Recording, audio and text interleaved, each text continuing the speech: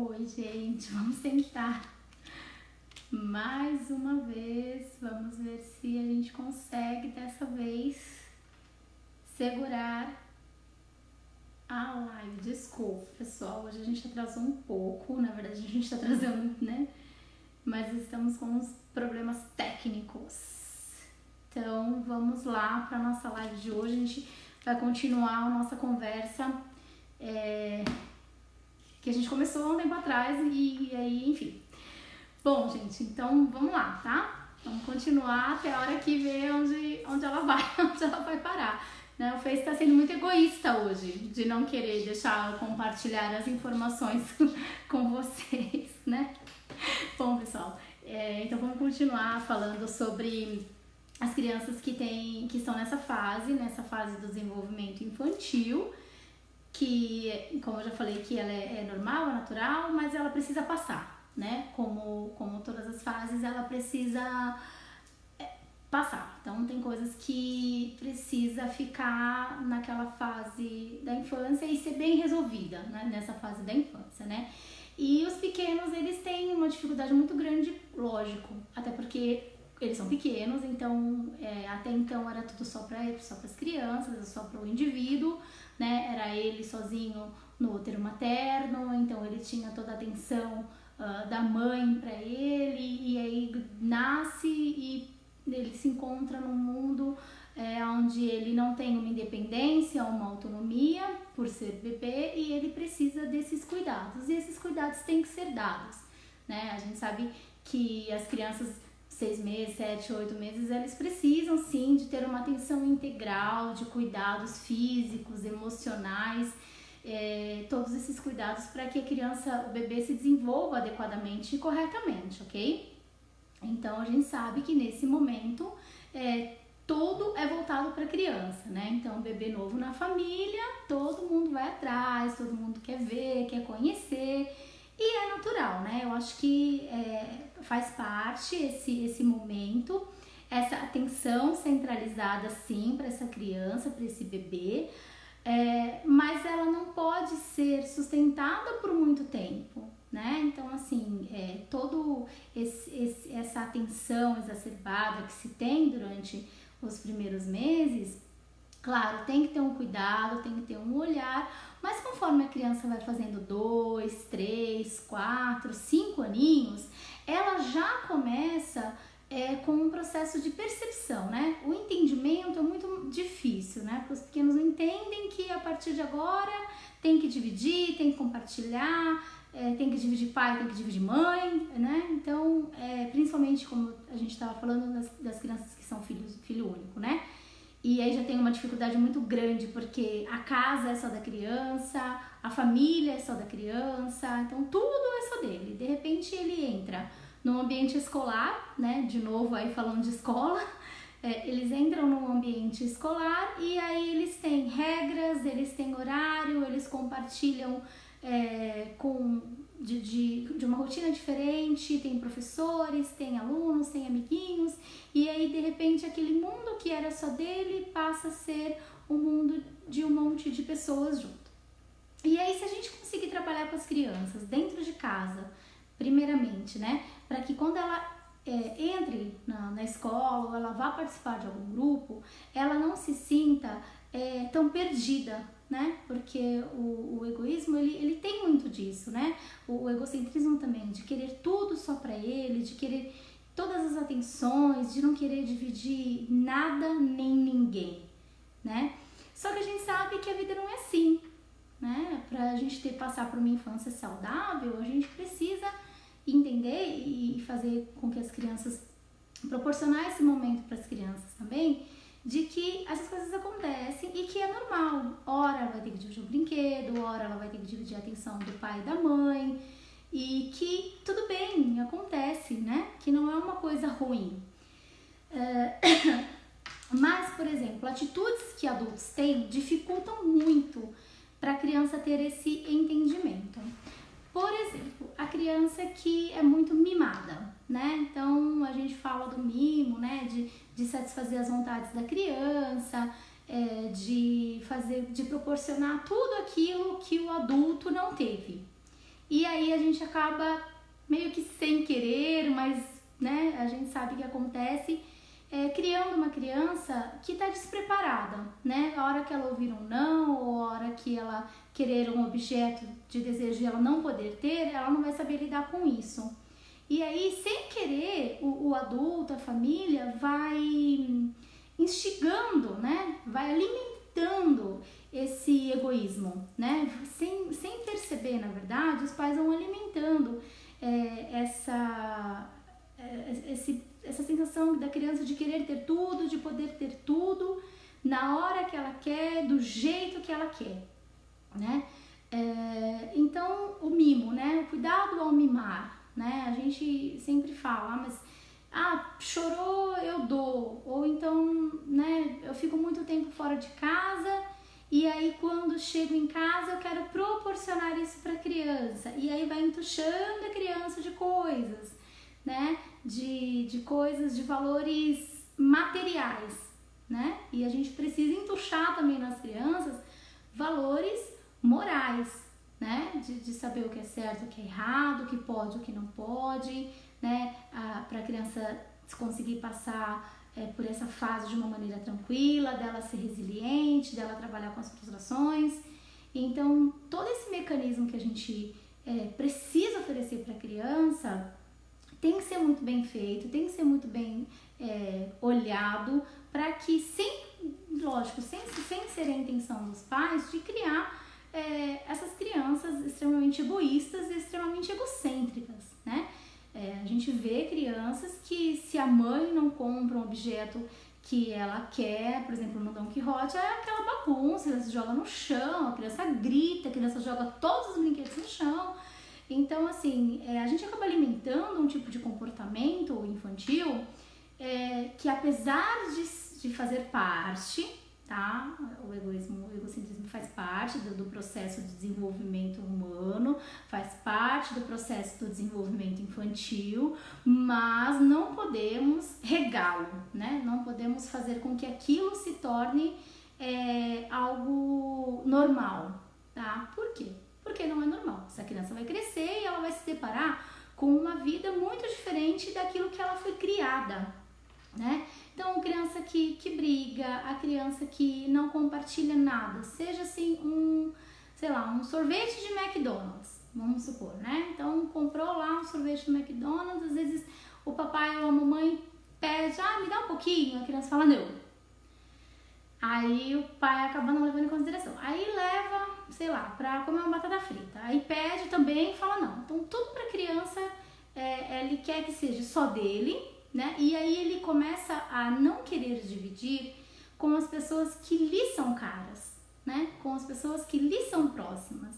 Então, assim, a referência maior de amor, de atenção, de cuidado, de parceria que uma criança tem é pai e mãe, né? Então, assim, eles são a primeira figura de referência de amor, de carinho, são os pais.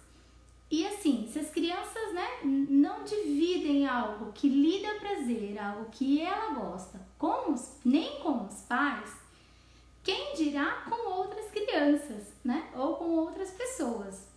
Então, sempre ficar atenta, né? Tem mães que perguntam por vezes no consultório e vem com essas dúvidas. Mas será que é da idade? Porque tem 3 anos, tem 2 anos e nada divide. E a gente pede e fala que não e emburra, enfim. A gente sempre comenta, né, para ficar atento nessa questão quando é os pais que pedem. Porque dividir com o outro, a gente sabe que nessa fase é um pouco difícil, eles não entendem, eles ainda têm a questão da possessividade muito interna, eles querem ter tudo para eles e tal. Mas a tendência é que ao longo do tempo, tá?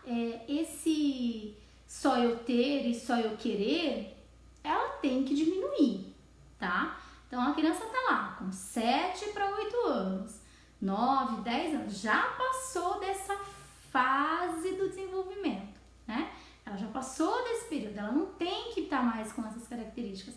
Ela já tem que ter entendido que sim, é possível dividir algo, é possível estar em grupo, né, sem ela perder aquele objeto que ela quer e que tanto lhe estima, mas que ela pode emprestar e que aquilo pode devolver, né? E que ela pode ajudar os outros, né? Porque na questão do egoísmo não é só essa questão, né, de ter algo, né, de ser tudo meu. Existem ações também, né, que a criança acaba não aprendendo, né? Essa questão da gente conseguir ajudar o próximo, né, isso é trabalhado, isso é conversado, isso tem que ser desenvolvido na criança. Se eu alimento somente atitudes negativas e ruins, ela vai ter aquilo como uma única verdade.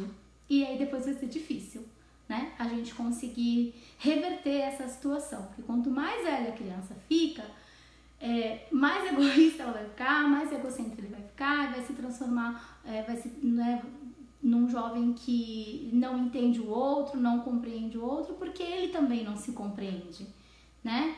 Ele não vai conseguir entender, porque, sei lá, 10 anos da vida dele, por exemplo, um pré-adolescente, né? 10 anos da vida dele, ele sempre teve tudo que ele quis, do jeito que ele quis, da forma com que ele quis. E aí, de repente, ele não tem mais.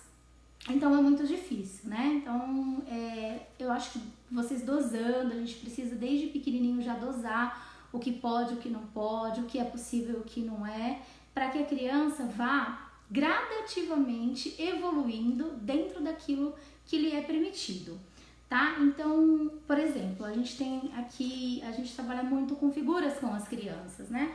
Então, se com os pequenos ficar muito difícil da gente falar e só na fala eles não entenderem, a gente pode trabalhar com o que a gente chama de pistas visuais, né? Então, por exemplo, não quer dividir, não quer emprestar, é meu. Então, sempre com uma sinalização de algo que está errado, que não pode, ou então para as crianças não verbais também, né? Para conseguir se expressar.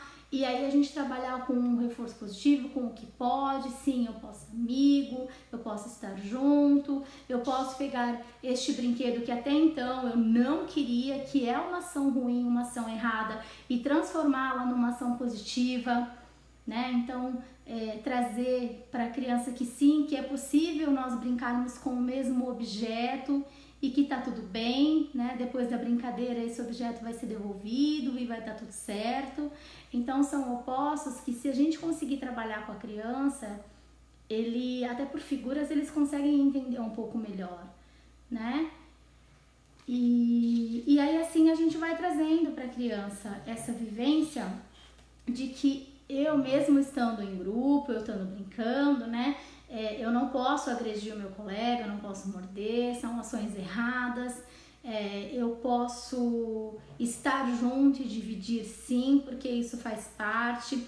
Ou então, em vez de eu ficar só falando para essa criança, não, você não divide as coisas, porque parece que quanto mais a gente fala, mais reforça, né? Parece que mais as crianças fazem. Você fala, você não divide, você não faz, aí que a criança faz mais ainda, né? Então, por pistas visuais, você consegue trazer para a criança uma outra realidade. Então, aqui a gente tem essa outra, onde eles estão brincando juntos, tá vendo? É a mesma atividade, é o mesmo objeto de interesse, o quebra-cabeça em si, e estão todos montando, então estão todos juntos, né? Conforme a criança vai tendo essas vivências, ela vai percebendo que existe sim opções e possibilidades dela poder estar com os outros e dividir, sim, que isso faz parte, para quando ela cresça ela entenda que isso faz parte do processo, né? Que nem sempre ela vai ter aquilo tudo que ela sempre quis. Mas os pequenos não conseguem perceber isso.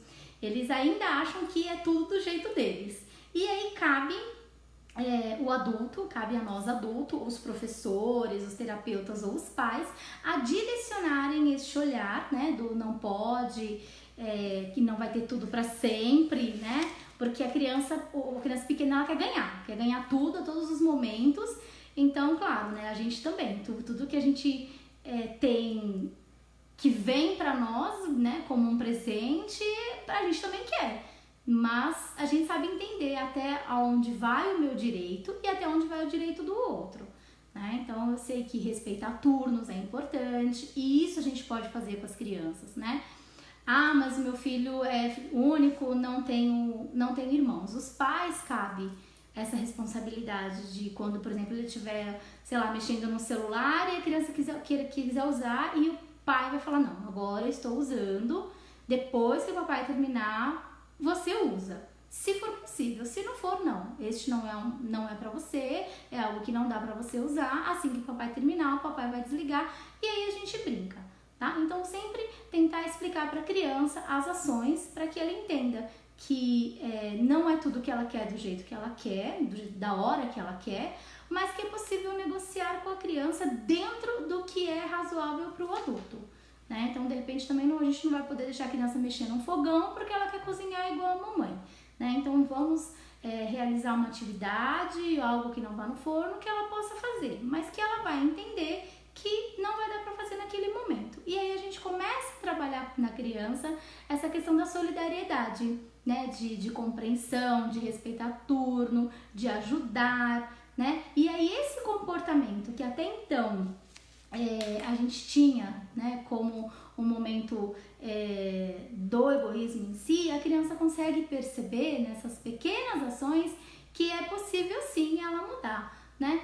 E tem gente aos extremos que fala, mas ela é muito egoísta, ela é muito chata, não vamos chamar pra brincar, ou não chama pra festa de aniversário porque ela quer ganhar o primeiro pedaço de bolo, ela quer a bexiga mais bonita da festa, ela quer assoprar vela para aniversariante, né? Então assim, a gente sabe que crianças com esse tipo de comportamento acabam sofrendo também, né? Porque os outros olham, veem como a criança é e acabam se afastando. E acho que ninguém quer, né? Que o filho ou a criança que é próxima da gente seja afastada de um convívio social que deveria ser saudável e que deveria existir, né? Então, a criança que fica nessa fase, que tá com 10, 11, 12 anos e ainda tem esse tipo de comportamento egoísta, precisa sim, lógico, de um acompanhamento, de realizar que a família entenda essa situação e consiga passar para essa criança, claro, que o quanto antes melhor, né? A gente fala que tudo que na primeira infância que a gente conseguir trabalhar com eles e para eles é melhor, tá? Então façam enquanto a gente tem esse tempo para a criança de trabalhar no lúdico, de trabalhar com as percepções, de desenvolver as habilidades das crianças, né? Resiliência, solidariedade, aceitação, o entendimento de que hora posso, hora não posso. Isso tudo você vai introjetando valores, né? Que não são os valores materiais, mas são valores morais, que isso vai fazer com que a criança tenha sim o seu desenvolvimento de uma maneira adequada, tá, pessoal? Deixa eu ver aqui.